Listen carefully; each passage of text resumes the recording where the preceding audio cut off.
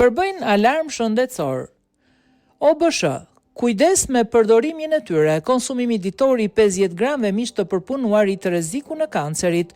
Proshuta dhe mishat e tjerë të përpunuar vijojnë të jenë pjesë e përditshmërisë së tryezës së shumë familjeve, por sipas Organizatës Botërore të Shëndetësisë OBSH, këto produkte nuk konsiderohen më një ushqim i padëmshëm.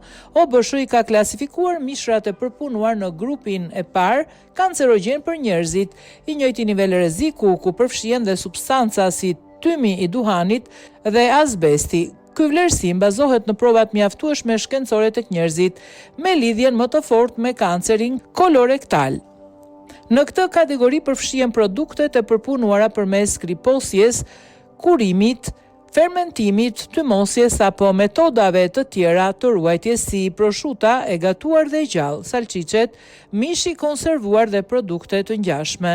OBSH thekson se rreziku nuk lidhet me një ushqim apo markë të vetme, por me teknologji ushqimore të përdorur në përpunim. Sipas një prej vlerësimeve më të cituara shkencore, konsumimi ditor i rreth 50 gramve mish të përpunuar i të rrezikun relativ të kancerit kolorektal me rreth 18%. Edhe pse kjo rritje mund të duket e moderuar për individin në nivel popullate, ajo përkthehet në një problem serioz të shëndetit publik.